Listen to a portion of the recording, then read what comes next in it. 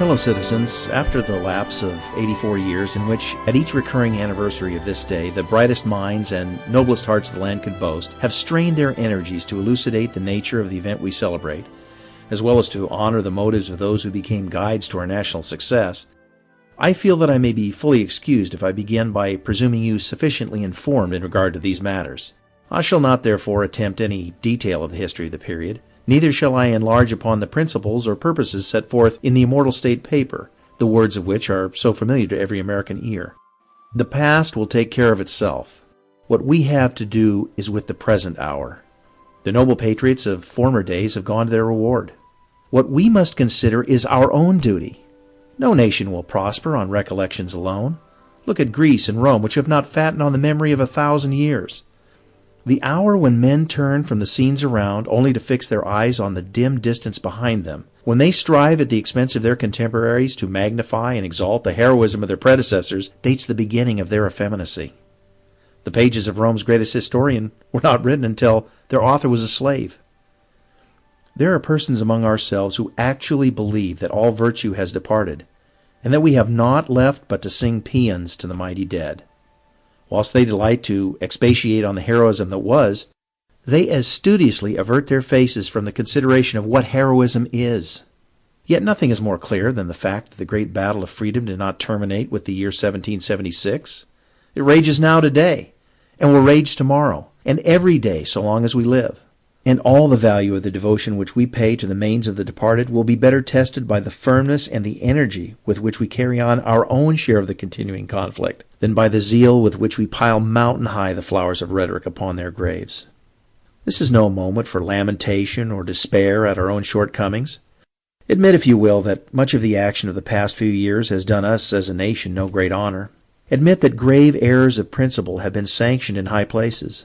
Admit that the popular sentiment has, at times, been dangerously perverted. Admit, in fine, that the cardinal doctrines of our political faith, taught us in the great charter which annually, on this day, receives our seeming homage, are met with frigid coldness by many who officiate even the nearest to the shrine of our temple of liberty.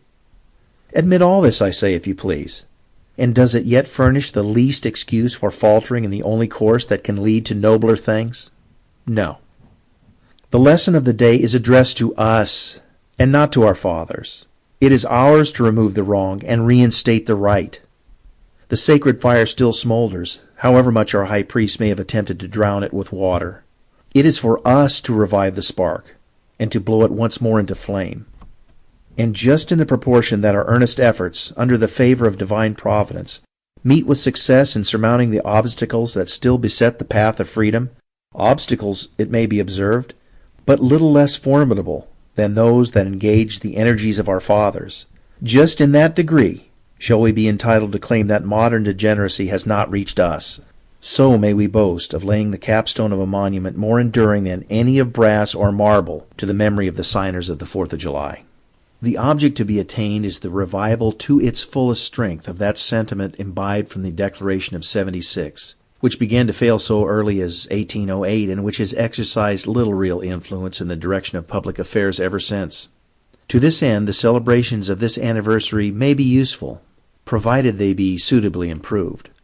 But if gotten up merely to chant a hollow lip service to the image of past perfections, without the heart to meet any present emergency, they are worse than worthless. For their tendency is only to deceive, by the appearance of devotion to a duty that is never done. Trust me, the principles of human liberty are not safe until you inscribe them in letters of living light on the portals of your capital city, until you inspire your government with a love not simply of abstractions on parchment, but to realities in the seats of influence and power, until you animate your political warriors to blow a trumpet that carries no uncertain sound. It is the characteristic of the 19th century, above that of any of its predecessors, that governments are directed by opinion. They bow to the sentiment of the people. Now, what sort of sign is it in America when the seat of your national government makes no cordial response to your most approved doctrines of liberty? When the men whom you put on the highest pedestals of office turn their backs to the true deity you have ever been taught to reverence, and worship a gloomy idol, a relic of a barbarous mythology? Whose fault is it that these things are so? Whose fault is it that the leaders are timid and halting and equivocating and treacherous in their service? Is it theirs? I answer, no, not altogether. They are not afraid of their adversaries. They are afraid of you. They tremble lest enough of you should desert, or grow lukewarm, or listen to false and designing teachers to bring on their defeat. If you can be depended upon to be firm, persevering, inflexible, and united, there will be no need of farther care for the issue. The victory is already won, and the banner of freedom will soon again float proudly over the battlements of the state, once more the emblem of an honest and consistent people.